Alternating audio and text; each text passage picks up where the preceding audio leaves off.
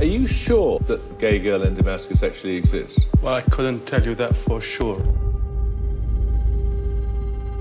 No, I never spoke to her. I never spoke to anyone from her family. But seriously, somebody's writing and I can assure you it's not me. Hi, I'm H.G. Watson with Daily Xtra. The Amina Profile is a documentary about a Canadian woman who fell in love with a woman living in Damascus, Syria. Her name was Amina. However, throughout the course of their relationship, Amina's identity began to unravel on the international media stage.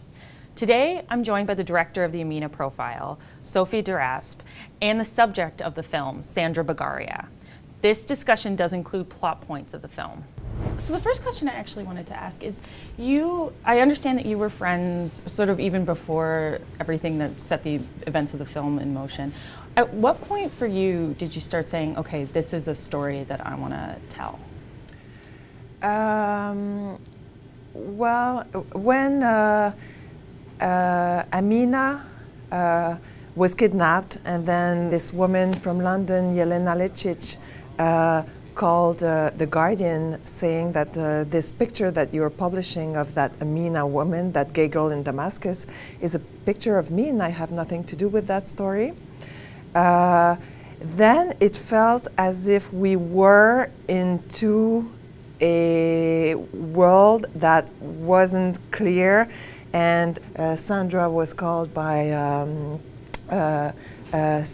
security services in the States. We know the Mossad in Israel was implicated as well, and we really felt we were in a thriller at that time, and my close friend was involved in it. We couldn't find any way of contacting the family. All of us start to campaign for her in Twitter, in Facebook. By getting media attention, we can save her life. We can save her some torture. She was in such not only emotional turmoil, but she was on the spotlight.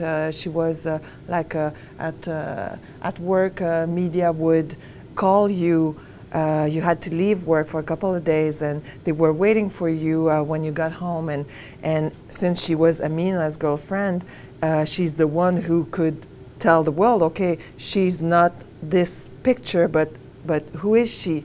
And she couldn't. I decided it wasn't even a question of filming her, but it is later that Sandra came to me, and a few months later, saying that she wanted to share her story and share her archives with Amina, saying that if you think there's something to do with this, go ahead. One of the things that really came out in the film for me was there's just sort of the discussion, because so many people were focused first on Amina and then on Tom McMaster when he was revealed to be behind the hoax. It sort of took focus away on what was actually happening in Syria, as well as the people that he did hurt. So do you feel that the film in some ways tries to rectify that? Yes, and I think it does it, and I think this is why we're also bringing it in every interviews in a way, and every Q&A.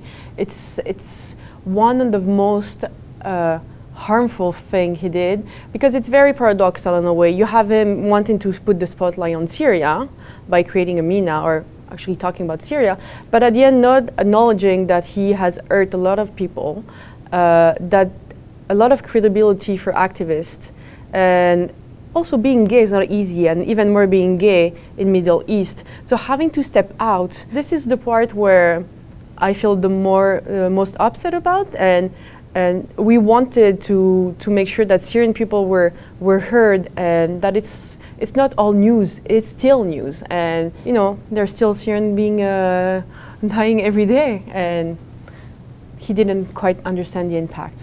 Basically, I posted the picture, tagged everybody. Did anybody see this girl? Anybody knows this girl?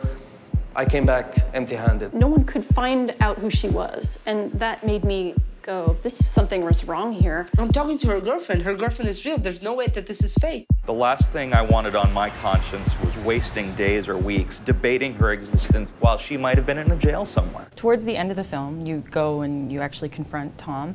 I was curious about how that happened. It seemed like he was surprised in the film, and how much investigating did that take to track him down and find him? Well, I have a very good group of friends, and my best friend one day sent an email saying, you know what, I think Tom is giving a lecture in Istanbul on September. And I was like, okay, this is interesting. And we were planning of going shooting, and I told Sophie, I'm like, look, he's there on that day. And before that, we did contact Tom saying that there was a documentary in the making and that we would like to meet him. And he just like kind of vaguely answered, yeah, okay, I'll think about it. But you know, and a couple weeks after, he decided to launch on Amazon the blog as a book. And we were like, what, really?